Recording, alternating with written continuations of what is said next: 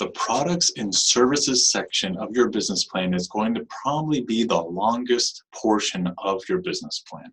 This is where you talk about what your business does. What is the unique offering that you are giving potential clients that would make them want your product or services, right? And it could be products, it can be services, it can be both products and services. But what you're doing is you're describing exactly what it is that your business is doing. What is your business going to be known for? Now, this section, usually I tell people, especially people with multiple services or multiple products, you start this section with your largest revenue driver, right? So primarily, what are you known for, or what are you selling the most of? What are you making the most money on, right? And then you go to the not less important, but the ones that don't make as much money or might be offshoots. So, for example, there might be a restaurant where their primary driver is selling lunch or dinner, and an offshoot would be maybe they sell shirts and mugs, right? You wouldn't want to start with the shirts and mugs because that's not what your business is all about. It's about the restaurant, the food, right? So start with your best foot forward, the what you want to be known for, what your unique offering is, why people are going to want that, right? And it's very important in this section that you're highlighting not only your products and services, but what price you're going to be offering these for, right? The reader has to start to get an understanding of where you're going to sit in the market. And this is going to tie in with the competitor section that you're going to do later on. But you're not going to mention competitors at this point. This section, you're trying to highlight yourself, your own business, right? So one of the hardest things for a business to do is to try to figure out, well, what price should I offer my products and services with? And very briefly, the guide does go through a very brief section on the side here of how you can get to what you should charge for your product or service. First you try to figure out what materials, whether that be shipping materials, bottles, labels, whatever, is involved in a product, or what ingredients. Then what is the labor cost to package that or to make it? What is your overhead cost? And then you have to divide that by how many you think you're going to sell. What's your taxes that you're going to have? And remember, taxes is just on profit, so you should actually figure out your needed profit first and then the taxes on top of that. So how much do you need to make it worthwhile? Because one of the downfalls to being in business is there's no right or wrong way that anyone's going to tell you. You have to figure it out on your own, and you might make mistakes. It's how you react to these mistakes.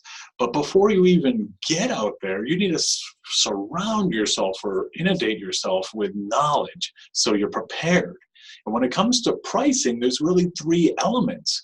There's the cost model, which is what I just explained there, where you try to break down all the costs and what you need for profit. Then there's the price that competitors are charging, so you try to compare that to make sure are you high or low, and why is it that you're different than your competitors or the same, and what's going to draw people into you. And again, we're going to get into some of that with the competitor section as well. And then for pricing, the last thing you got to think about is, what are my clients going to expect, right? In the marketing section, we're going to really define on who our clients are. But right now we're going to say, okay, this is our price because it's what people expect for our product or services. The products and service section can be 2 to 3 pages long. Sometimes it can be longer, but I often see this where people get into technical language, right? Language that for them, it's very comfortable. It's what they're used to. It's how they talk normally from day to day. But you want to try to not have your business plan written in a language that a reader who isn't in your industry is not going to understand, not going to know, right? So yes, to some extent, you need to have some technicalities. If you need to bring in some kind of word that isn't in people's normal vocabulary, then you need to define that word, right? Remember, the reader might be a banker, might be an investor. They might not have any industry knowledge of what your business is or what you're offering.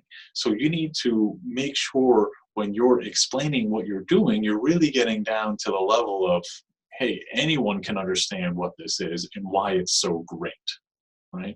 Sometimes I advise businesses, when you're writing this section, pretend you're trying to sell it to a client, right? And that'll help you, because when you're talking to a client, you're usually trying to explain this stuff as well. Now, if your products and services are dependent on some kind of supply chain, sometimes I have my clients put into the products and services section, where they're going to get their supplies from, just so we know that we have a good idea of how to maintain our own products and services, because the supply chain to get those products and services. So, for instance, if you're a restaurant, where are we going to get all our food from? So if we know that we already have, in the works, either an agreement or a contract with a farm to get those materials so we can operate the business, then great, put that in as well.